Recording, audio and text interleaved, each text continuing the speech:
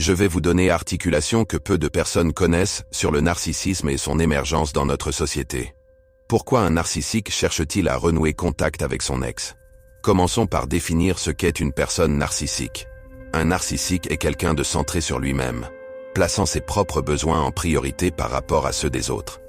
Il se concentre principalement sur son image, ses désirs et ses intérêts. Mais pourquoi un narcissique veut-il renouer contact avec son ex?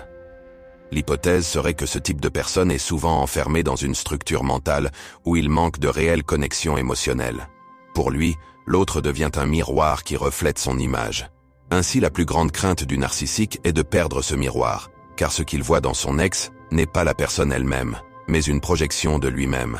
Ce phénomène peut être expliqué par un mécanisme courant en psychologie, appelé projection. Le narcissique utilise son ex pour renforcer son ego, se voyant en l'autre. Le véritable travail pour une personne narcissique est donc d'apprendre à écouter et à se connecter à ses propres émotions. Pour beaucoup, une approche empathique peut sembler un véritable défi, car ils sont plus à l'aise dans une dynamique mentale et pragmatique. Cela dit, il est important de comprendre qu'il n'y a ni bonne ni mauvaise personne dans cette situation. Nous ne parlons pas ici de pervers narcissiques, mais simplement d'une personne avec une tendance à se concentrer sur son intellect, plutôt que sur ses émotions. Leur comportement est plus basé sur la compréhension que sur le ressenti. En conclusion, un narcissique cherche à renouer avec son ex parce que cette personne reflète le meilleur miroir de lui-même, créant ainsi une forme de dépendance à ce reflet, plutôt qu'une réelle connexion émotionnelle.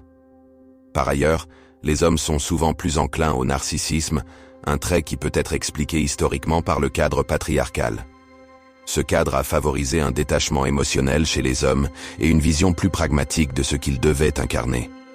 À l'inverse, les femmes ont longtemps été encouragées à adopter un mode de fonctionnement plus émotionnel. Aujourd'hui, la société évolue et cherche à rééquilibrer ces dynamiques. Nous voyons une adaptation des personnalités pour trouver un équilibre, permettant aux femmes d'embrasser une approche plus pragmatique et aux hommes d'explorer davantage leur côté émotionnel.